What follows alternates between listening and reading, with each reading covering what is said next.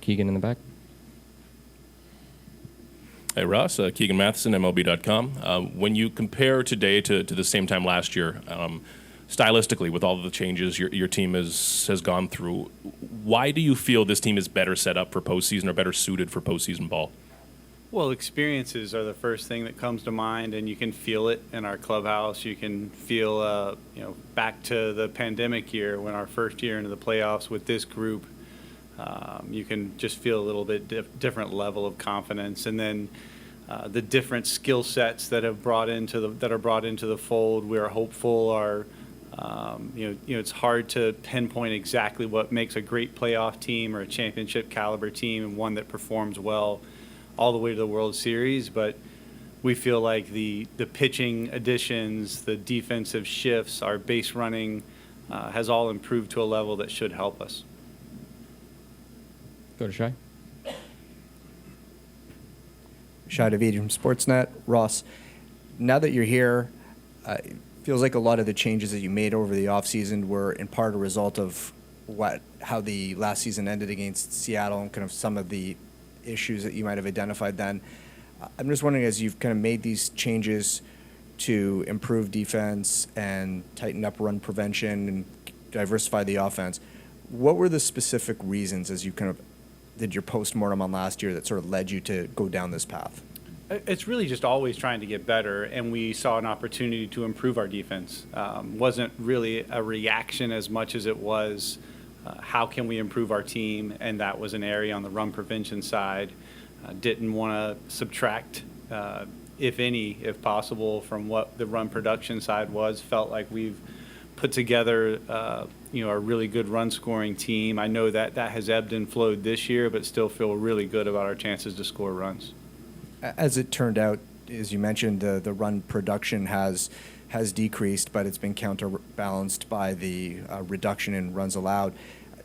Has that equation, the way it played out, are you fine with that, or do you feel like that a little bit more offense was sort of needed to really make this go the way you envisioned? Yeah, it's been interesting the last couple weeks to see with everyone back into our lineup, and we've had a relatively healthy season.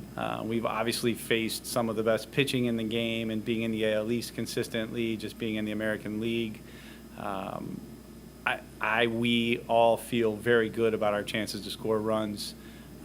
Like the balance to our lineup, like the experience of our lineup. These guys, a lot of them have been on some pretty big stages, and feel really good about our chances to string some runs together and have some stress on pitchers. And these guys are focused. They're motivated. It's not something that I'm concerned about.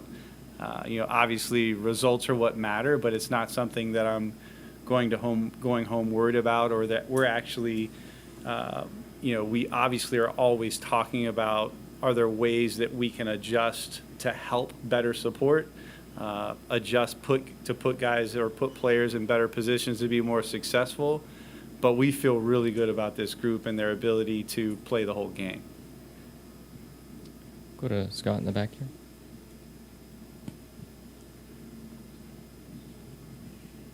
Scott Mitchell, TSN Toronto. When you signed Kevin Gausman, you probably envisioned a start like this. What is it about him that you expect him to be able to deal with this situation and perform in the same way? Yeah, Goss has been awesome. He, really, really steady human being, as I'm sure many of you have come to see. As he's in our clubhouse, he's the same exact human being, regardless of the day, whether he's pitching or not. The importance of that game. He's the exact same person every day, and that's what you're looking for in a professional and a teammate. So feel very good about him being that starter today or tomorrow. Go to Caitlin.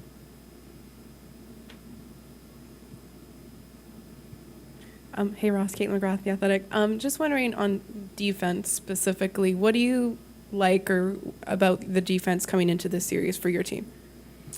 The outfield defense really stands out. Feel like we have three center fielders out there every night a lot of nights. And, Varsho has been one of the highlights of the year. He makes outstanding plays look easy on a regular basis. I mean, there's balls that are hit into the gap that I think there's no chance that's anything but a double or a potential triple.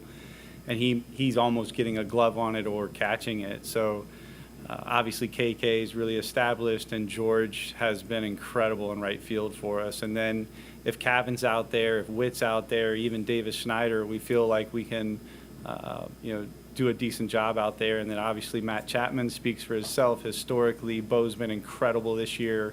I think he only has 8 errors. The ease and the confidence that he's playing with, a lot of good options at second, and Vladdy's very confident at first.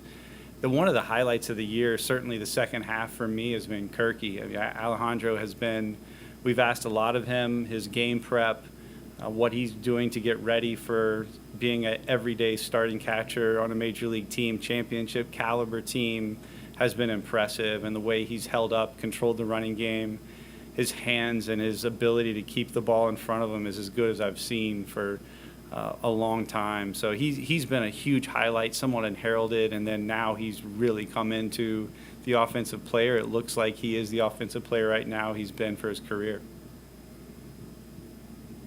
Hey, Ross, Alden Gonzalez with ESPN. Hey, Alden. I'm sure you've talked about this a bunch this season, but I'm wondering how much you guys have just sort of racked your brain on why the offense hasn't been as consistent as you would have expected throughout the year. And what are some of the things that maybe you've seen show up lately that gives you confidence that maybe they could put the best foot forward? It's so interesting. If I had a great answer for you, it wouldn't. Well, you never know, right? They're still human beings performing at a really high level, and there's always going to be margins in performance. But when you dig deep into our offense and wonder why the run production isn't quite as high as maybe some expected, or we expected, or they expected, there's no smoking gun that we can look to say this is the reason why. You can't ask guys to hit balls where further or where people aren't. There's just been really good consistency around plate appearances, around swing decisions, around balls that they're looking to do damage on.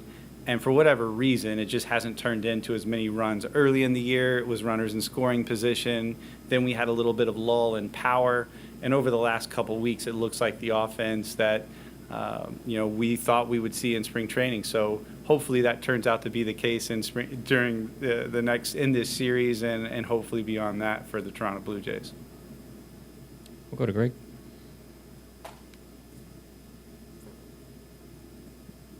Hey, Ross, Greg Strong, Canadian Press. Just wondering what the addition of Chad Green on September 1st has brought to your bullpen over the last month.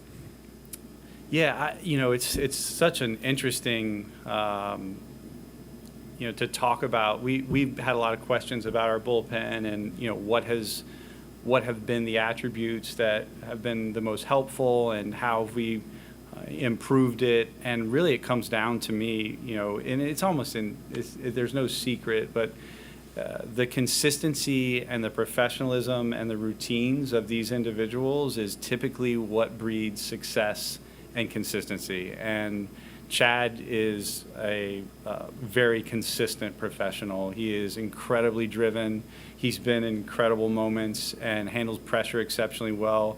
And he's recovered from Tommy John about as well as you could possibly expect. So the power is there, the depth to his slider is there, the command is there. He's been a really nice addition with an incredible set of experiences and a great reputation. So I can't imagine having acquired someone, hard to get someone at the trade deadline of that caliber. And, we obviously didn't have to trade for him, but acquired him along the same timeline and feel very fortunate. We'll go to Ben in the second row.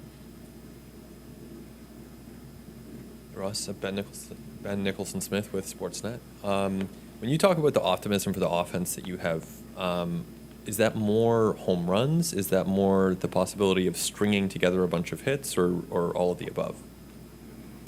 I would start with this. I feel really good about our ability to score runs, and we haven't scored as many this year as maybe some expected or we had hoped.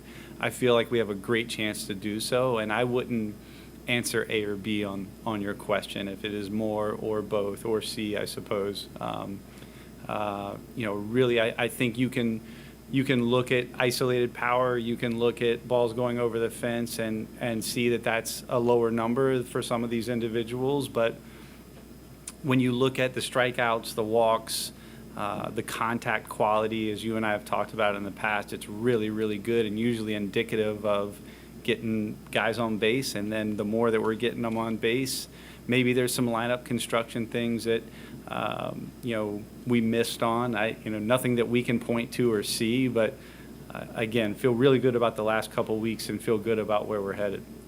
And understand that the rosters aren't due until tomorrow, so not expecting a revelation here unless you care to share. But when it comes to that process, how did that go for you guys, and how difficult was that to come to a 26-man roster? Yeah, not like any other decision-making process where we just work through some examples, make sure that we're not missing anything, work through some hypotheticals, and then make sure we're not doing that in a vacuum so that we don't end up pressuring our staff into a position that would be less than productive. So 100% including them in our thought process. Some of us in the office had a little more time to think about that than the coaches that were getting ready for a game to compete in every day.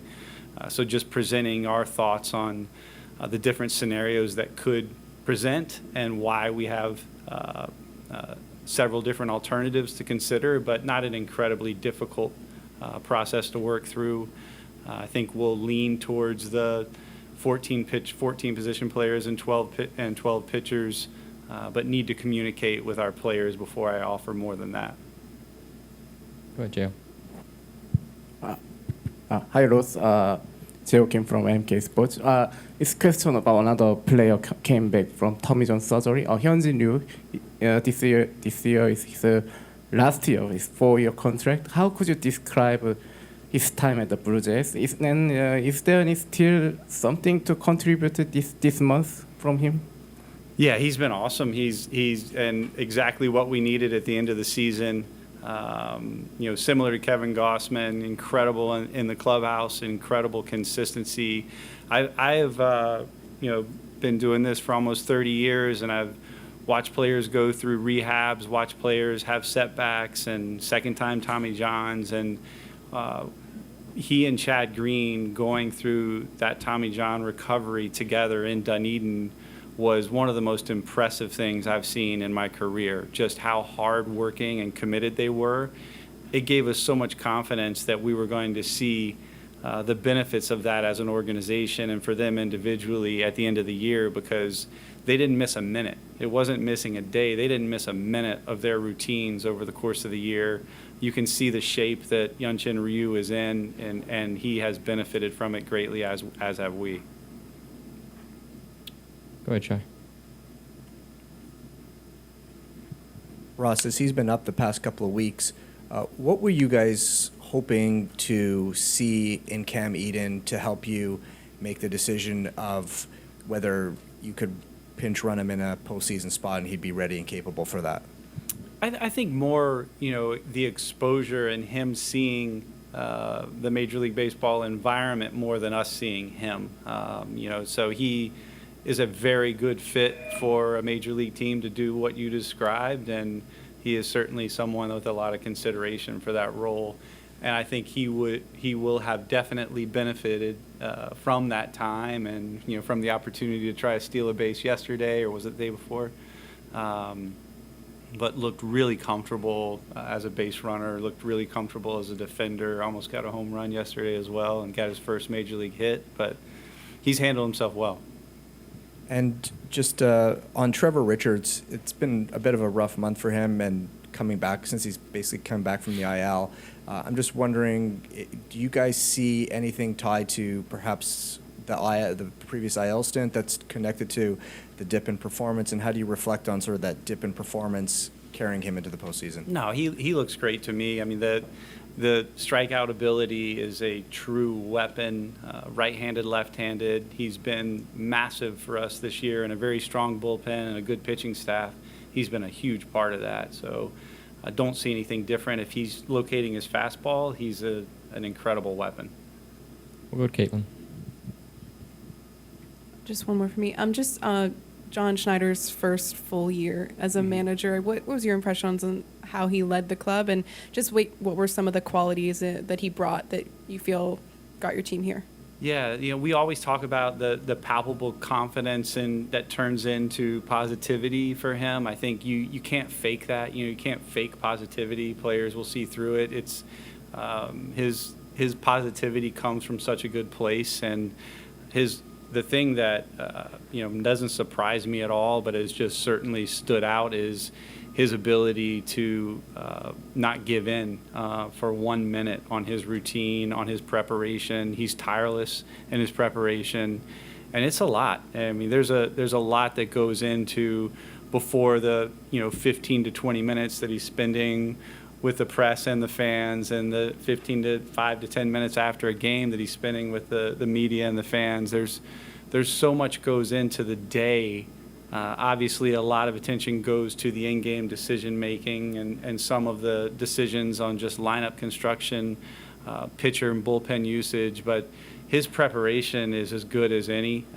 He's already an incredible baseball leader, and in my opinion, going to be one of the best at some point. Go to Ben Wagner. Ben Wagner, Sportsnet Radio. Ross, Tim Meza has continuously taken his game higher and higher and pitched himself into leverage situations, especially with lefty on lefty stats. What are some of the things that you guys have identified internally that have made Tim continue his progression, but also this season just take it to the next level for him? It's what I was saying on chat. He just prepares. He prepares as well as anyone. We talk about it all the time. Like, Tim and I have had conversations about what we're looking for in amateurs and the decisions we make on roster protect, and having Jordan Romano and Timmy Meza in our system for some time, and guys that were there with a lot more pedigree that got opportunities before them and didn't turn out to have nearly as much success. And Timmy and Jordan and I will talk about it. We'll talk about some of the things that we learned as an organization and learned as executives and managers in the game. And it's undefeated. If you have the passion and love for baseball, and then you also have the work ethic, obviously talent is important, but if you have that and the willingness to make adjustments and be prepared to execute on your routine and then in a game, you've got a better chance than most. And Timmy does that as well as anybody. I think if you asked his teammates, who's one of the most consistent guys out there, and it's already an incredible group of guys that are just really committed to one another, he's just really, really steady and really hardworking. So the sinker slider weapon against left-handed hitters is obviously very effective, and he's done a really good job of making sure he puts himself in a good position when he's got a string of righties. He's faced a ton of lefties this year. The staff has done a good job of putting him in those positions, but yeah, he's easy to love. All right. That's all from us. Thanks, everyone. All right, thank you, everyone.